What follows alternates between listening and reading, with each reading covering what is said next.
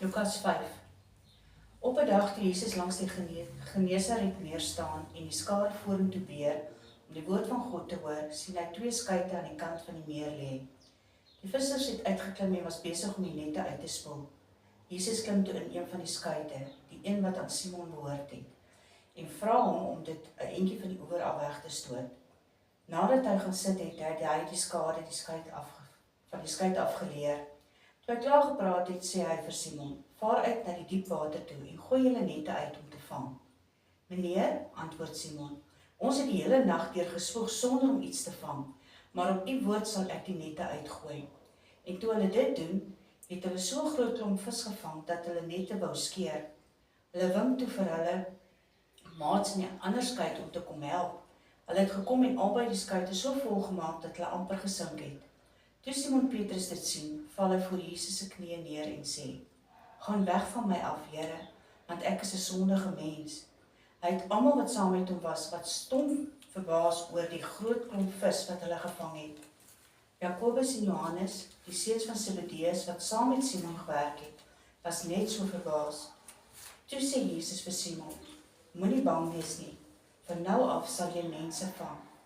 En nadat hulle die skuite op die strand getrek het, het hulle alles net so laat lê en sy volgelinge geword.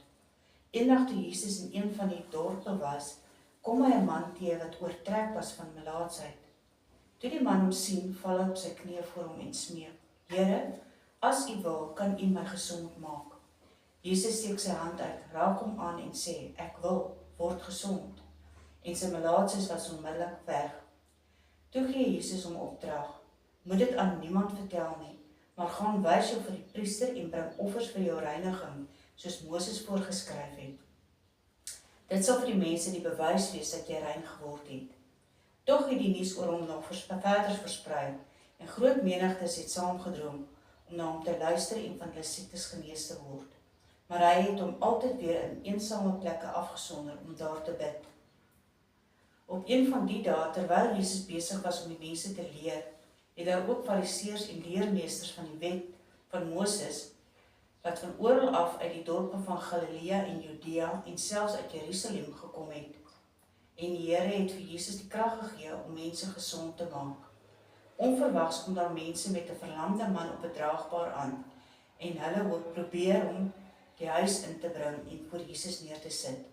Toe hulle vanweë die gedrang nie kans sien om hom in te bring nie, klim hulle op die dak en laat hom met draagbaar en al deur die opening tussen die dakteels afsak, tussen die mense in en vlak voor Jesus. Toe hy hulle geloof sien, sê hy: "Mens, jou sondes is jou vergewe."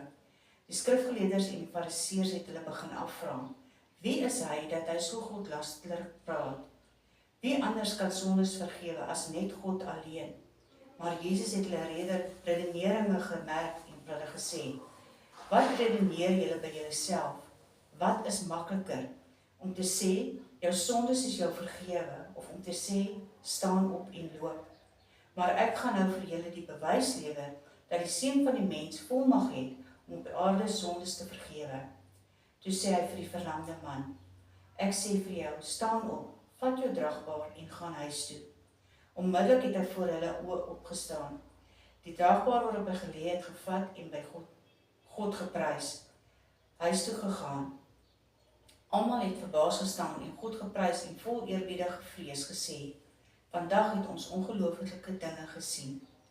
Daarna het Jesus uitgegaan en 'n tollenaar met die naam Levi by sy tolhuis sien sit en vir hom gesê: "Volg my." Hy het alles net so laat lê, opgestaan en Jesus gevolg. Levi het 'n groot feesmaal in sy huis gehou ter ere van Jesus, en 'n groot aantal tollenaars en ander mense het saam met hulle aangesit. Die fariseërs en veral die skrifgeleerders onder hulle het by sy disippels gekla en gesê: "Waarom eet en drink julle saam met tollenaars en sondaars?" Toe antwoord Jesus hulle: "Die wat gesond is, het nie 'n dokter nodig nie, maar die wat siek is. Ek het nie gekom om mense wat op die regte pad is, tot bekering te roep nie, maar sondaars." Die mense sê toe vir Jesus: "Die volgelinge van Johannes was dikwels en onderhou gereelde gebedstye, en so ook die volgelinge van die fariseërs, en u disippels eet en drink maar." Toe sê Jesus vir hulle: "Kan julle dan die bruilofsgaste laat vas terwyl die bruidegom by hulle is? Daar sal 'n tyd kom wanneer die bruidegom van hulle weggeneem sal word, en dan, en daardie dag, sal hulle vas. Hy vertel hulle ook nog 'n gelykenis. Niemand skeur 'n stuk uit nuwe klere om daarmee ou klere te lap nie. As hy dit wou doen, sou die nuwe klere stikkend wees, en buitendien sal die nuwe lap nie by die ou klere pas nie.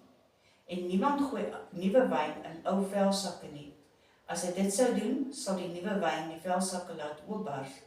Dan is die wyn vermors en die sakke daarmee heen. Nee, nuwe wyn moet in nuwe velsakke gegooi word.